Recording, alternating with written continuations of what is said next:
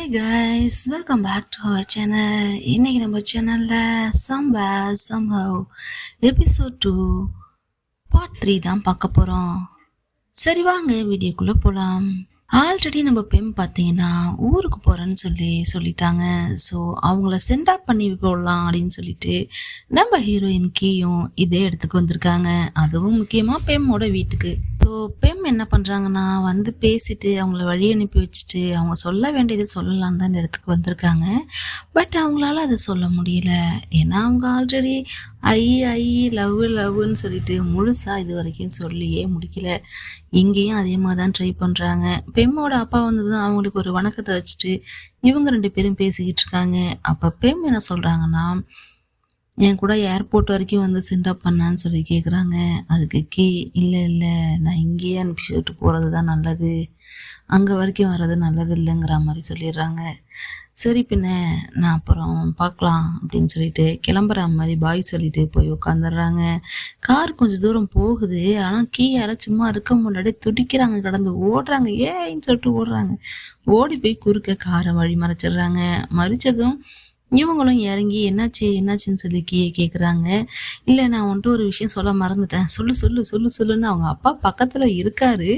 இருந்தாலுமே ஒரு ஆர்வம் சொல்லுன்னு சொல்லிட்டு உடனே நம்பால் தான் உளறுவாயாச்சா, ஒன்றும் இல்லை ஹோம்ஒர்க் மறக்காமல் எழுதுறேன்னு சொல்கிறாங்க. அதை கேட்டதும் பெம்முக்கு அவ்வளோதானா, சரி நான் எழுதுறேங்கிற மாதிரி தலையாட்டுறாங்க.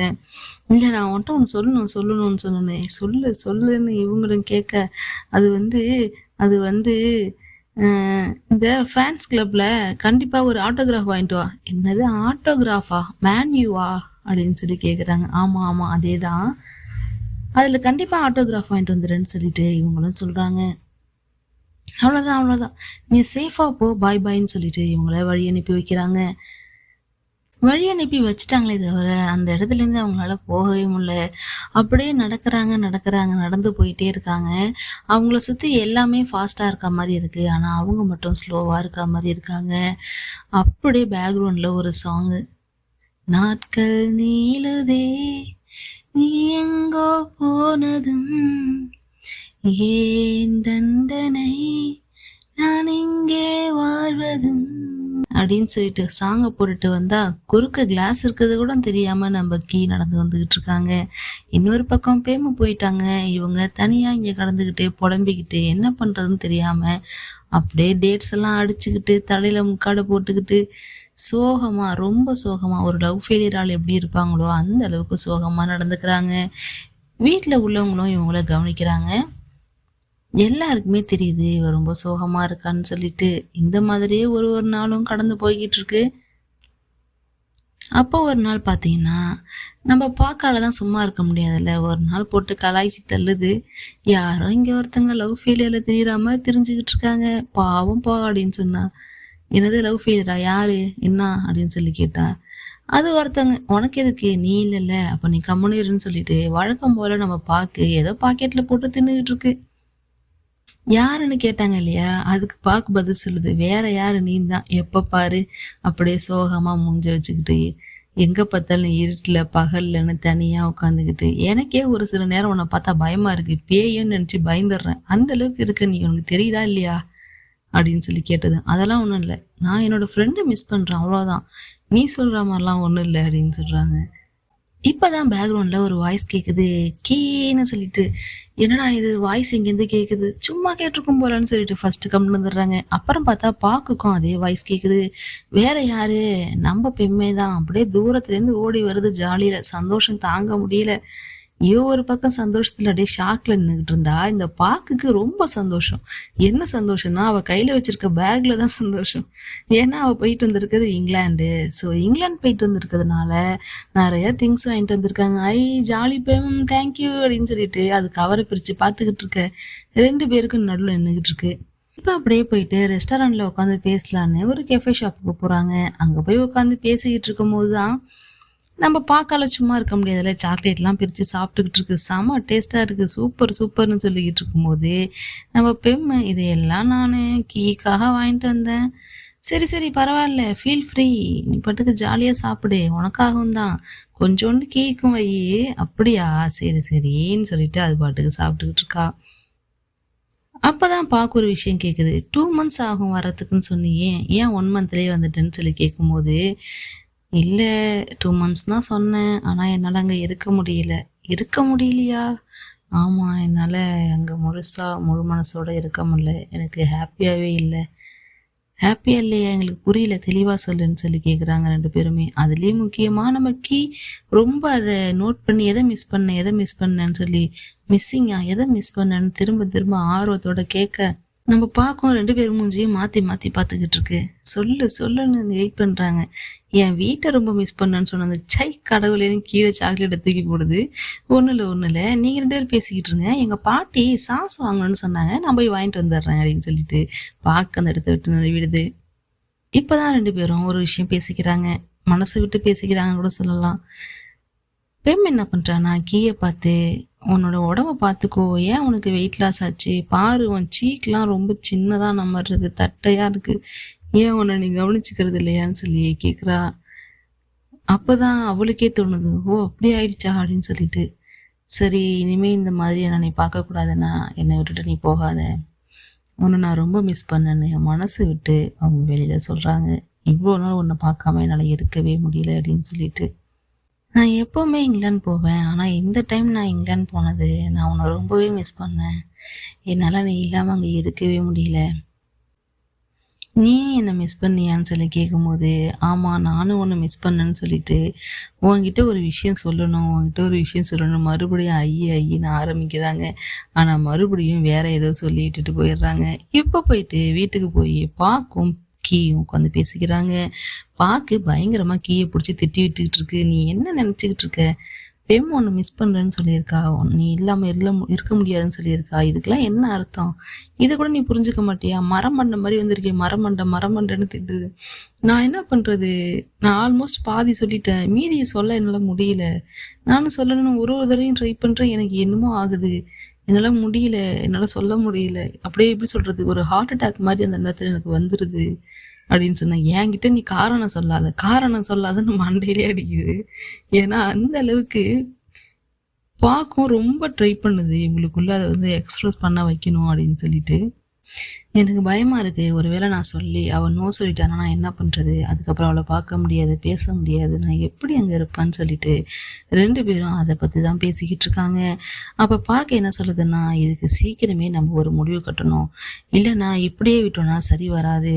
இப்ப பாரு, என்ன நோட் பண்ணு, நான் எப்படி ஒரு ஆப்பர்ச்சுனிட்டியை கிரியேட் பண்றேன் பாருன்னு சொல்லிட்டு பெரிய வீராங்கனை மாதிரி அந்த ஸ்விம்மிங் ட்ரெஸ்ஸுக்கு முன்னாடி போட்டிருந்த ட்ரெஸ்ஸை கழட்டி போட்டுட்டு ஸ்விம்மிங் ட்ரெஸ்ஸோட இப்போ போகுது. எங்க போகுதுன்னா, அப்படியே அழகா வாத்து மாதிரி நடந்து போய் தண்ணி கம்மியா இருக்கிற ஒரு இடத்துல குதிச்சிருது. குதிச்சு என்ன காப்பாத்துங்கன்னு சொல்லி கத்த, அங்க ஒரு பையன் உட்காந்துருந்தான் ஹேண்ட்ஸமா. அவன் வந்து என்ன பண்றானா, அச்சச்சோ இது 60 சென்டிமீட்டர் தான், சின்ன பசங்க விளையாடுறது, இதுல போய் நீங்க எப்படி மாட்டுவீங்கன்னு சொல்லி கேட்டு மொக்க வாங்கிருங்க 2 சேர்ந்துக்கிட்டு. ஆனாலும் நம்ம பார்க்க விடாதே, ஆமா இது சின்ன பசங்க குளிக்கிறது, அப்போ அடல்ட் குளிக்கிறதுல கொண்டு போய் எனக்கு ஸ்விம்மிங் சொல்லி தருவீங்களா அப்படின்னு சொல்லிட்டு நெளிய, அவனுக்கும் ஆப்பர்ச்சுனிட்டி கிடைச்சிருச்சுறான்னு சொல்லிட்டு, அப்படியா ஷோர் வாங்க அப்படின்னு சொல்லிட்டு அவளை பிடிச்சி கூட்டிட்டு போறான். போயிட்டு 2 ஒரு பக்கம் நீச்சல் அடிச்சுக்கிட்டு இருக்கு. இதை நம்ம கீயால பார்க்க முடியல. கருமம் இதுகிட்ட வந்து மாட்டிக்கிட்டு நீங்கிற மாதிரி அவளும் ஃபீல் பண்றா. அன்னைக்கு வந்து பெண்ணு கீயை பார்த்துட்டு போனதுனால வீட்டுக்கு கொஞ்சம் லேட்டா போறா. அவங்க அப்பா என்ன பண்றான்னா, ஏன் லேட்டு, என்னாச்சு சொல்லவே இல்லையே, டிரைவர் கூப்பிட்டு போயிருக்க வேண்டியதானு சொல்லி கேட்டா, இல்லை ஃப்ரெண்ட்ஸு தான் மீட் பண்ண போனேன், அதனால தான் சொல்லலை அப்படின்னு ரொம்ப மழுப்புறா. அதுக்கு அவங்க அப்பாவும், சரி அட்லீஸ்ட் மேடுக்கிட்டையாவது சொல்லிட்டு போ, சும்மா போகாத ஓகேவா அப்படின்னு சொல்லி, சரிப்பா நான் இனிமே அப்படி சொல்லாமல் போக மாட்டேன்னு சொல்லிடுறாங்க. சரி நீ மேலே போய் ரெடி ஆகி வா, நம்ம வீட்டுக்கு கெஸ்ட் வந்திருக்காங்க, ஸோ அவங்கள கவனிக்கணும்னு சொல்லிட்டு வர சொல்லியிருக்காங்க. யார் அந்த கெஸ்ட்டு, என்னாச்சு யாரு அப்படின்னு சொல்லி இவளும் கேட்குறா. இப்போதான் ஒரு ட்விஸ்ட் நடக்குது. ஏன்னா நல்லா போயிட்டு இருக்க சீரீஸ்ல ஒரு இது கொண்டு வரணும் இல்லையா, அந்த மாதிரி கொண்டு வந்துட்டானுங்க. வேற யாரு, ஒரு பையனை தான் கூப்பிட்டு வந்து உட்கார வச்சிருக்காங்க. பிஸ்னஸ் ஃப்ரெண்ட்ஸோடைய பையனா, அந்த மாதிரி கூப்பிட்டு வந்து உட்கார வச்சிருக்காங்க. அப்பா கூட இவருக்கு நிறைய கடன் இருக்குன்னு தான் பேசிக்கிட்டு இருக்காங்க. யாருக்குன்னா, நம்ம பெம்மோட அப்பாவுக்கு நிறைய கடன் இருக்குதான். எனக்கு தெரிஞ்சு இந்த பெம்மு பக்கத்துல உட்காந்துருக்கான இந்த பையன் பூன், இவங்க 2 பேரையும் கலெக்ட் பண்ணி விடுறதுக்கு தான் அவங்க பேரண்ட்ஸ் வந்து ட்ரை பண்றாங்க போல. அதுக்காக தான் இந்த டின்னரும் கூட அரேஞ்ச் பண்ணியிருக்காங்க. ஆக்சுவலி இந்த ஃபேமிலி வந்து இங்கிலாந்துல இருக்காங்க. ஸோ நீ இங்கிலாந்துல இருந்தப்ப சரியா சாப்பிடல, தூங்கலன்னு சொல்லிட்டு கேள்விப்பட்டோம். அதனால உனக்காகவே வந்து எங்க பையன் தாய் ஃபுட்டா வந்து அரேஞ்ச் பண்ணியிருக்கான். அங்க தாய்லாந்து ஃபுட் கிடைக்காதனால நீ சரியா சாப்பிடல, தூங்கலன்னு சொல்லிட்டு கேள்விப்பட்டோம். ஸோ உனக்காகவே என் பையன் போன் வந்து இதை ஆர்டர் பண்ணியிருக்கான்னு சொல்லி அவங்க அம்மா சொல்கிறாங்க. ஆக்சுவலி வந்து இவங்க எதுக்காக அப்படி சாப்பிடாம தூங்காமல் இருந்தாங்கன்னா நம்ம கீக்காக. பட் இதுங்கெல்லாம் சேர்ந்து தப்பாக புரிஞ்சுக்கிச்சுங்க. அது அந்த பையன் பார்த்தீங்கன்னா நம்ம பெம்மை ரொம்பவே கவனிக்கிறான். இது உனக்கு பிடிக்கும், அது உனக்கு பிடிக்கும், நீ எப்படி தான் அந்த சம்மர் கேம்ப்லலாம் இருந்தியோ தெரியல, நான்லாம் அங்கே இருந்தப்போ தாய்லாந்து ஃபுட்டை ரொம்பவே மிஸ் பண்ணேன். ஸோ உனக்கு என்னெல்லாம் பிடிக்குமோ என்னெல்லாம் வேணுமோ அதை எல்லாத்தையும் நான் அரேஞ்ச் பண்ணுறேன், ஓகேவான்னு சொல்லிட்டு சொல்கிறா. அப்போ தான் நம்ம பெம்மும் என்ன சொல்கிறான்னா, நான் மிஸ் பண்ணது தாய்லாந்து ஃபுட்டையோ அங்கே இருக்கிற பிளேஸையோ இல்லை, எங்கள் வீட்டை தான், ஜஸ்ட் ஒரு ஹோம் சிக் தான், வேற ஒன்றும் இல்லைன்னு சொல்லிட்டு சொல்கிறாங்க. அப்போ தான் என்ன பண்ணுறாங்கன்னா, நீ இங்கிலாந்துலேயே நெக்ஸ்ட் இயர்லாம் வந்து படிக்க போகிற, ஸோ எப்படி தான் இருக்க போறியோ தெரியலன்னு பேசும்போது, நான் ஏன் இங்கிலாந்துக்கு வர போகிறேன், எனக்கு அங்கே போயெலாம் படிக்க பிடிக்கல, எனக்கு இங்கே தான் இருக்க பிடிச்சிருக்குன்னு அவள் சொன்னாலும் அவங்க அப்பா அதை காதில் வாங்காமல், அதெல்லாம் இல்லை, எனக்கு தெரியும் உனக்கு எது ஃப்யூச்சர்னு எனக்கு தெரியும், நீ என்ன சொல்கிறது, நீ அங்கே போய் தான் படிக்கணும், அதுதான் உன் ஃப்யூச்சருக்கு நல்லது, அந்த யூனிவர்சிட்டிலாம் படித்தாதான் நாளைக்கு பிஸ்னஸை நல்லா பார்த்துக்கலாம், நம்ம ஃபேமிலியோட ஃப்யூச்சரே நீ தான், நீ அதை மறந்துட்டு பேசுகிறேன்னு சொல்லி அவங்க அப்பா மறுபடியும் இது பண்ணுறாரு. அவளுக்கு அப்படியே மனசே சரியில்லை, ஒரு மாதிரி மனசு கஷ்டமா இருக்கு. என்னடா இது, நம்ம சொல்றதே காதில் வாங்க மாட்டாங்க, எல்லாரும் அவங்க தலையில இருக்கிற பாரத்தை நம்ம தலையில தூக்கி போடுறாங்களேன்னு அவளுக்கு கஷ்டமா இருக்கு. இப்போ அப்படியே கிளாஸ்ல உட்காந்துக்குது, கிளாஸ்ன்னு சொல்ல முடியாது, லைப்ரரி மாதிரி இருக்கு. அங்க உட்காந்து ரொம்ப சோகமா எதிர்க்கிட்டு இருக்கா. அப்ப அங்க கீ வராங்க. வந்ததும் என்னாச்சு, ஏமா ஒரு மாதிரி இருக்குன்னு சொல்லி கேட்கும்போது அப்பவும் சைலண்டாவே இருக்காங்க. அதுக்கப்புறம் தான் மனசு விட்டு சொல்ல ஆரம்பிக்கிறாங்க. இந்த மாதிரி என்னை எங்கள் அப்பா வந்து இங்கிலாண்டில் உள்ள யூனிவர்சிட்டியில் கொண்டு போய் படிக்க வைக்கணும்னு நினைக்கிறாங்க, என்னால் முடியல, எனக்கு அங்கே போக பிடிக்கல அப்படின்னு சொன்னதும், ஏன் உனக்கு பிடிக்கல, என்னாச்சு அப்படின்னு சொல்லி கேட்குறாங்க. இல்லை, எனக்கு இங்கே படிக்க தான் பிடிச்சிருக்கு, இங்கிலாண்டில் போய் படிக்கலாம் எனக்கு பிடிக்கல, எனக்கு இந்த இடம், இந்த அட்மாஸ்பியர், இது எல்லாத்துலேயும் தான் விருப்பம்னு சொல்லும்போது, அப்போ நீ சொல்ல வேண்டியதானேன்னு சொன்னாலாம் கேட்குற ஆள் கிடையாது எங்கள் அப்பா, அவங்க என்ன நினைக்கிறாங்களோ அதுதான் நடக்கணும்னு சொன்னதும், நம்மளாலையும் சும்மா இருக்க முடியாமல் கொஞ்சம் அவங்க அப்பாவை திட்டவும் செஞ்சிடுறாங்க. எந்த அப்பாவாவது இப்படி பண்ணுவாங்களா, பொண்ணோட விருப்பத்துக்கு மாறா, ஏன் உங்கள் வீட்டில் மட்டும் இப்படி நடக்குதுன்னு சொல்லி கேட்குறாங்க. அதெல்லாம் எனக்கு தெரியாது, எங்கள் அப்பா சொன்னதை செய்வார், எனக்கு அதுதான் பயமாக இருக்குன்னு சொல்லிட்டு இவ்வளோ சொல்கிறா. சரி, நீ என்ன நினைக்கிறியோ அதுதான் நடக்கும், சொல்லு, உனக்கு எங்கே படிக்கணும், எனக்கு இங்கே தான் இருக்கணும், எனக்கு வேற எங்கேயும் போகக்கூடாதுன்னு சொன்னோன்னே, சரி அதை நான் நிறைவேற்றுறேன், நீ ஒன்றும் பயப்படாது, நீ நல்லா படிக்கிற பொண்ணு, இங்கே இருந்தாலுமே நீ நல்லா படிப்பேன்னு சொல்லிட்டு நான் உங்கள் அப்பாவுக்கு ப்ரூவ் பண்ணுறேன். அதுக்கு நம்ம என்ன பண்ணுறோன்னா, நான் உன்னை நல்லா படிக்க வைக்கிறேன் முதல்ல. ஏன்னா நம்ம இந்த ஸ்கூல்லேயே வந்து நல்லா படிக்கிறது, நல்லா கேம்ஸ் ப்ளே பண்ணுறது, எல்லா டேலண்ட்டுமே உள்ள ஒரே பொண்ணுன்னா கீ தான்.